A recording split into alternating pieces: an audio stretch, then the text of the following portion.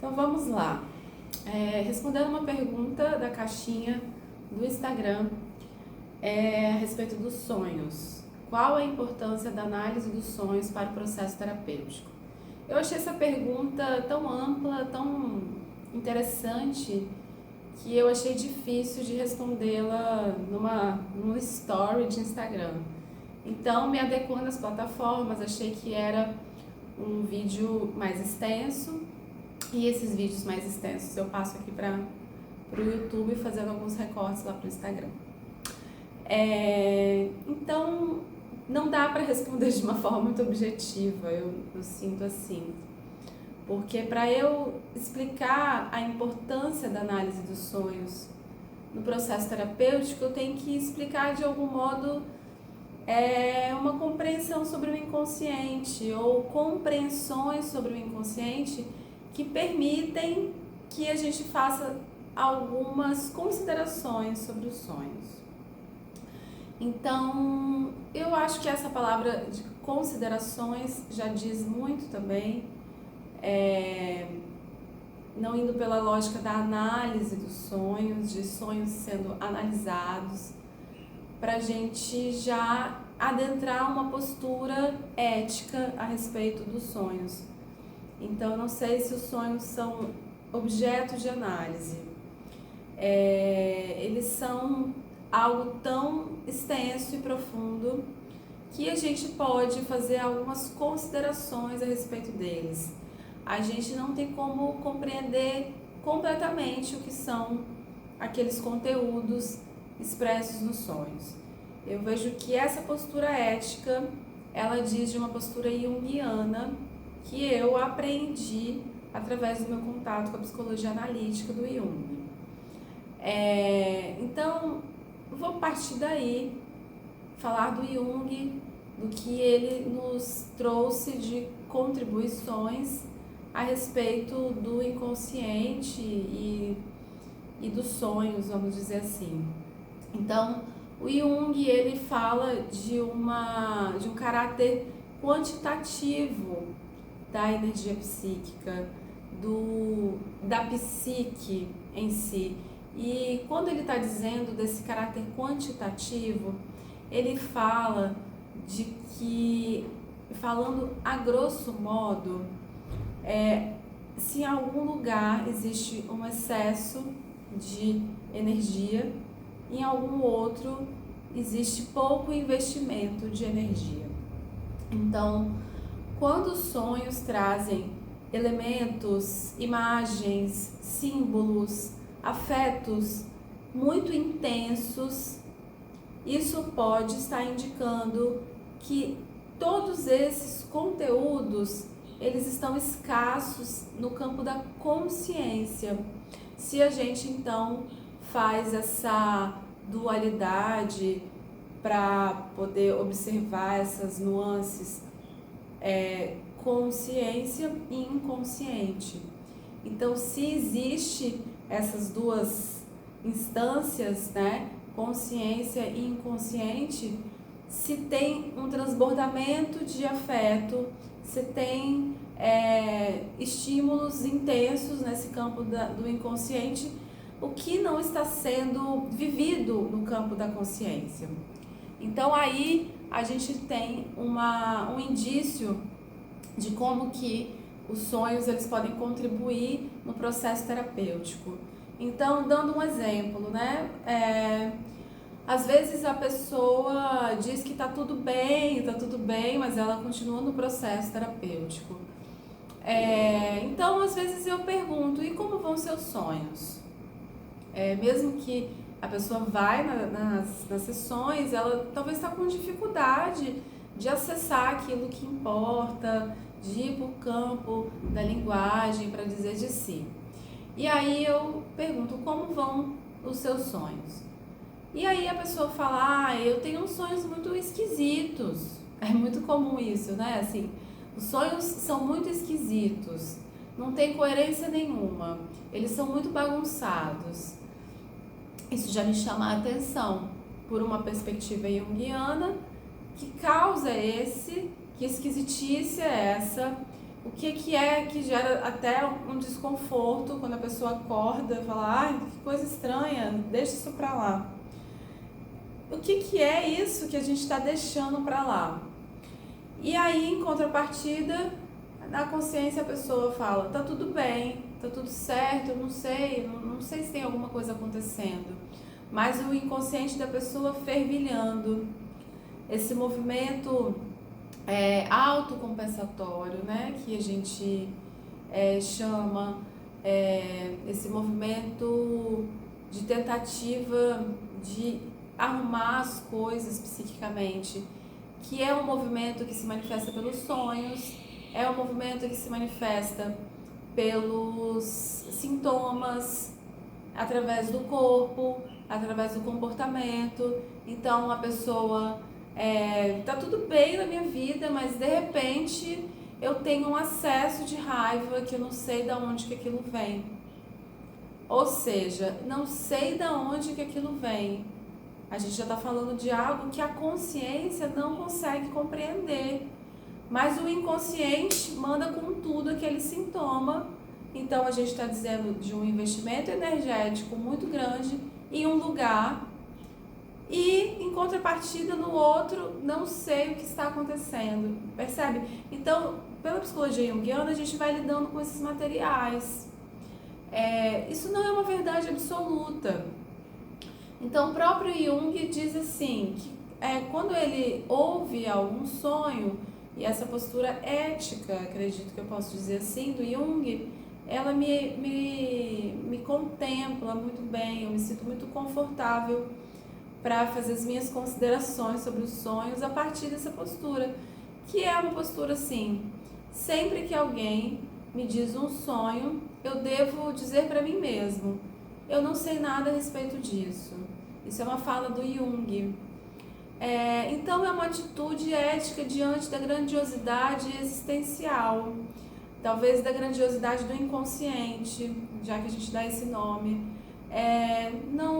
Não sei nada sobre isso, porque o saber da minha consciência é muito limitado diante dessa grandiosidade. O que eu posso fazer são algumas considerações que são quase que afetivas e intuitivas. Então, uma pessoa traz um sonho, eu vou dar um exemplo de um sonho que eu tive quando eu estava me graduando em psicologia, isso em 2011, 2012. Eu tive um sonho que eu estava saindo da universidade e tinha uma ponte que ligava a universidade ao mundo externo. Só que esse mundo externo, ele era uma floresta.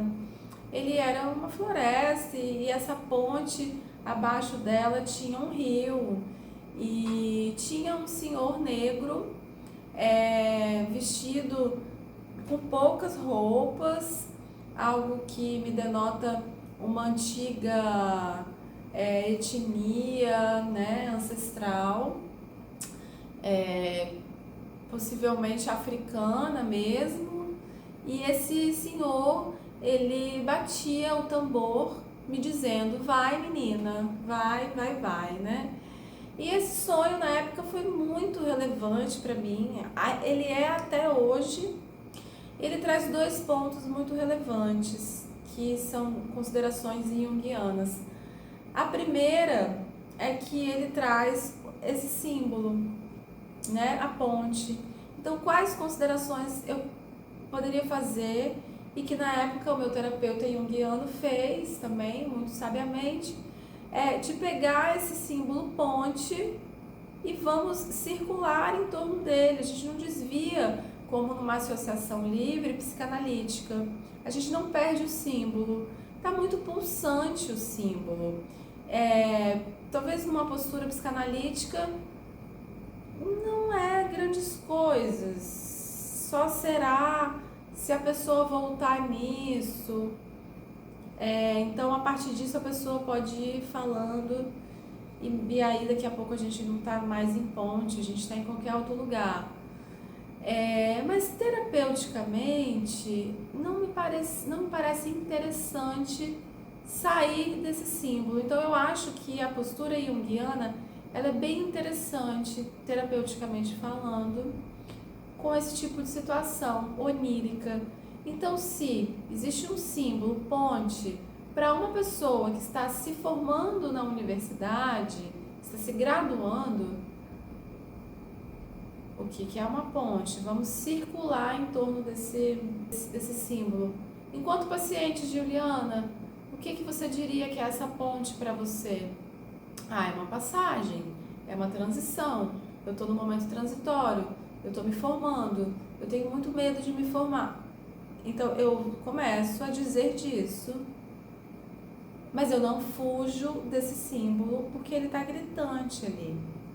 Então é dessa forma que o sonho contribui.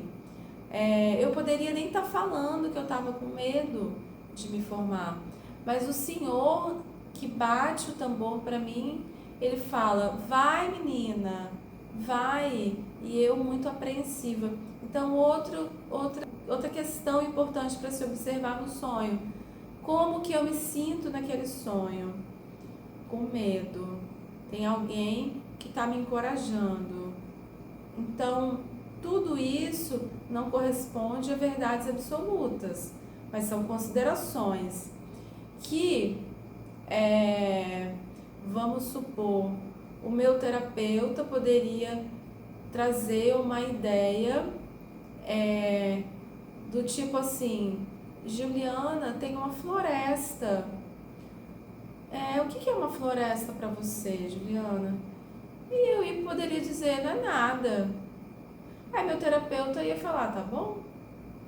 Não é da ordem da insistência no símbolo. Não é da ordem da obsessão pelo símbolo. Entende? É onde que afetivamente aquela pessoa se conecta.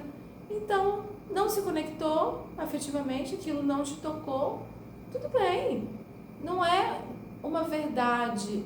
A postura do terapeuta, inclusive, não pode ser de, olha, mas tem uma floresta.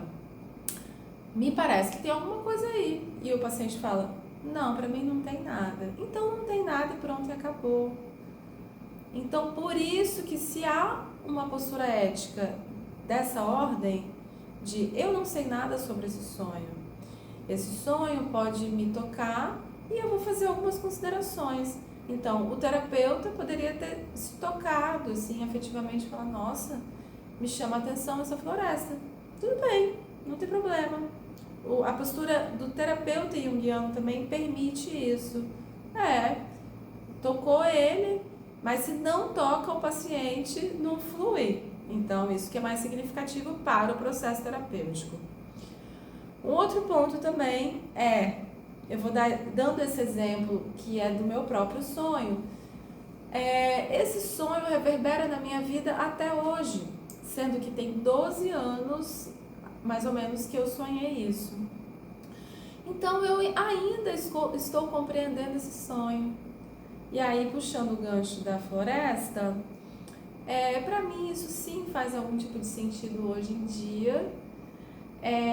O Senhor com o tambor também, mas mistérios esses que eu estou compreendendo até hoje, assim, eu posso dizer nesse sentido. Mas eu quero dizer sobre isso porque eu sou uma pessoa que sonha pra caramba, então eu falar sobre sonhos enquanto terapeuta só é possível porque eu sonho, né? Senão seria muito estranho alguém ficar falando de uma coisa que não vive, porque tem pessoas que não sonham tanto, né? Mas a minha vida é muito atravessada por sonhos.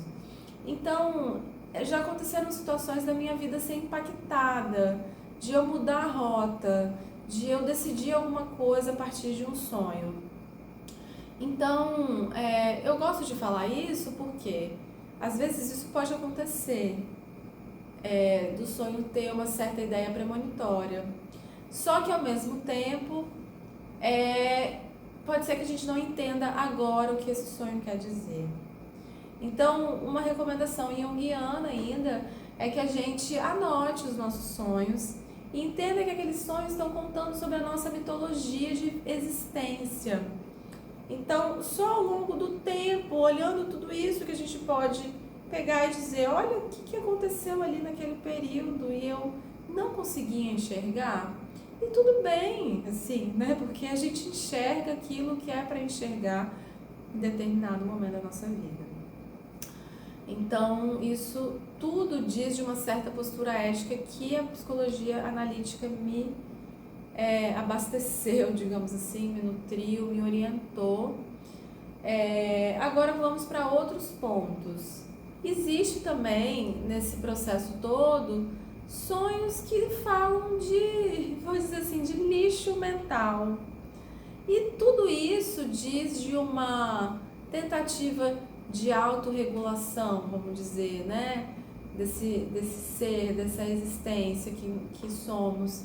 Então, mesmo que sejam lixos, isso está dizendo, né? Se a gente pega um sentido até fisiológico, a gente teve uma série de acontecimentos naquele dia e a nossa consciência capta de uma determinada forma, mas aquilo é captado pela nossa psique de formas variadas. E à noite, enfim, quando comumente a gente dorme, aquilo vai se apresentando de formas bagunçadas e que às vezes é só uma grande bagunça mental mesmo, que precisa existir enquanto imagens para alguma organização emocional, afetiva se dá. Quando a gente tem uma postura ética de consideração do mistério existencial e do tipo, isso pode ser algo que eu não consigo entender, então até com o lixo mental que é justo de ser experienciado, né? Porque a vida não é só sublime, ela é sujeira também. Então, até quando tem isso, tá tudo certo, porque você tem uma postura ética de que isso é mistério, que você não vai conseguir entender tudo.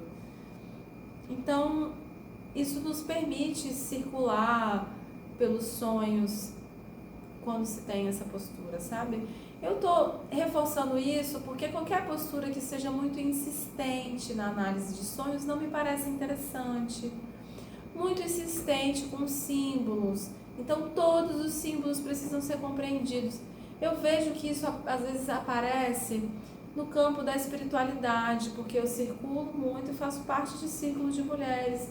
A gente reza junto, a gente vive essa proposta de comunhão e de comunicação com o existencial, com o espiritual. E às vezes todos os símbolos que vão aparecendo precisam ser muito integrados, sabe? Isso é muito complicado nessa linguagem mais holística. Então é cobra, é sol, é lua. Tudo isso são agenciamentos com os quais estamos nos relacionando. Mas a gente precisa cuidar muito do fato de que a gente não tem como entender sempre completamente o que esses símbolos estão nos dizendo. Aí agora já puxando para outro ponto. Uma vez uma terapeuta também junguiana, que eu não vou dizer quem é, porque eu nem sei se ela gostaria que eu estivesse expondo essa análise dela. Mas ela me disse assim, ela me entendendo, ela me percebendo, ela fala, Juliana, você sabe diferenciar seus sonhos simbólicos dos seus sonhos espirituais? Então, a partir dessa intervenção que eu conto aqui, eu vou começar a falar dos sonhos espirituais. Porque até então eu estava falando dos simbólicos e que a psicologia junguiana me ajudou muito a compreendê-los.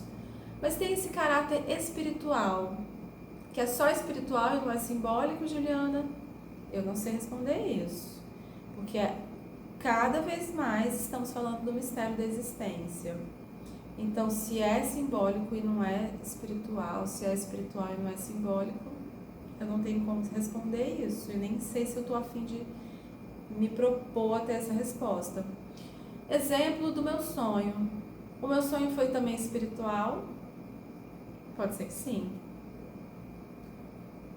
Pode ser que sim.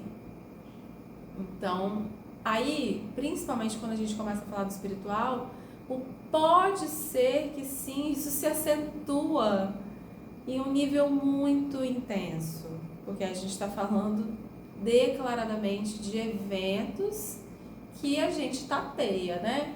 A Vinciane Desprez, que é uma filósofa e psicóloga que eu tenho acessado bastante através do livro Um Brinde aos Mortos, Histórias daqueles que Ficam. Ela nos brinda com lindas histórias a respeito da morte e ela traz alguns conceitos interessantes sobre intuição, sobre sinais, sobre as pistas, sobre a ancoragem. Então, são conceitos que dá para se demorar neles. Mas a Viciane Depré, ela traz um ponto bem interessante, que eu já falei disso aqui nesse vídeo de algum modo. Os sonhos, eles vão trazer sinais. Então a Viciane Depré fala assim, os sinais que podem se apresentar, isso já é uma parte minha, tá? Que pode se apresentar nos sonhos, eles vão gerando um efeito afetivo corporal e algumas coisas vão se confirmando no campo das relações.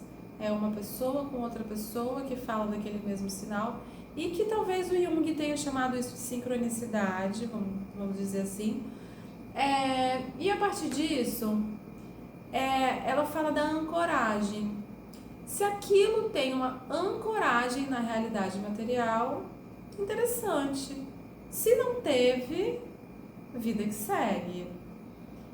Percebe? Assim, então, essa postura para lidar com esse mistério espiritual, e não só espiritual, simbólico também, isso é bem interessante.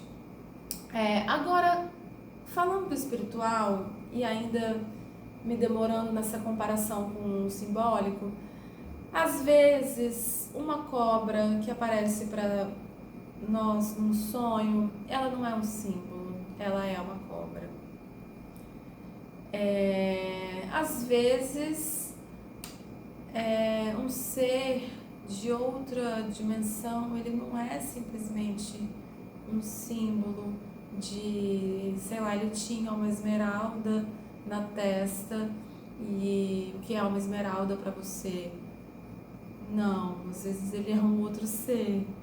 Então, o sonho espiritual, ele comove a gente nesse sentido. Agora, a questão é assim, Viveiro de Castro, que é um antropólogo que traz toda uma contribuição sobre o pensamento indígena, principalmente amazônico, do nosso território. Ele fala, ele vai trazendo à tona o pensamento indígena com a percepção de que uma cobra, vamos dizer assim, ela já foi humana. Então, para os indígenas, a gente se encontra com esses seres. E quando a gente se encontra com esses seres, a gente está se encontrando mesmo.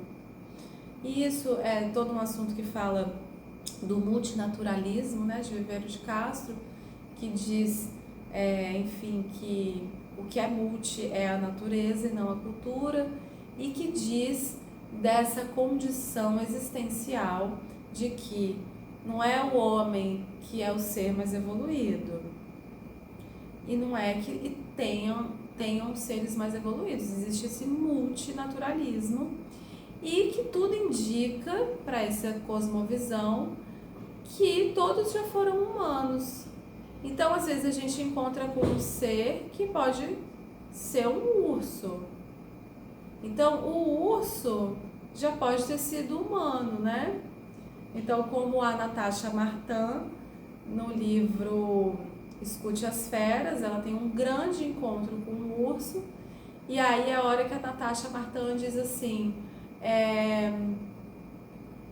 o mito se tornou realidade, não há símbolo, o urso não é puramente um símbolo com quem, né, um elemento de uma mitologia com o qual eu conversava nos meus sonhos.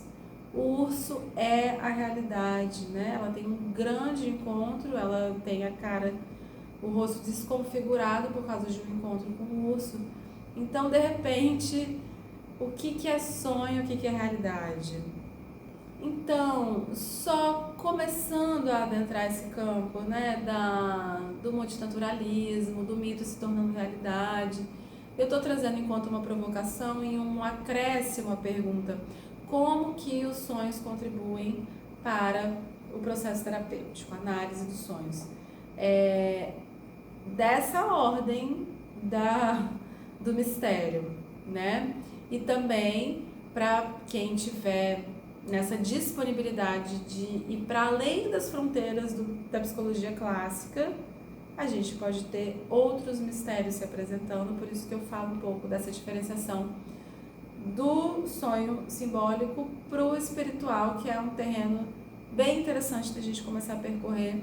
E eu vejo que outros referenciais que não o pensamento europeu clássico, enfim, junguiano, né, que está se reinventando, mas esse clássico talvez não responda a tudo isso para onde a gente está indo nesse século XXI. E aí, com isso, agora, fechando, tudo vai fazer sentido na medida que afetivamente te faz sentido. É sobre o seu próprio processo que esses sonhos estão contando, desse seu próprio processo em relação à existência, né? Então, acho que aí a gente tem bastante material para pensar, né? Sobre essa resposta, sobre essa pergunta, qual a contribuição da análise dos sonhos para o processo terapêutico.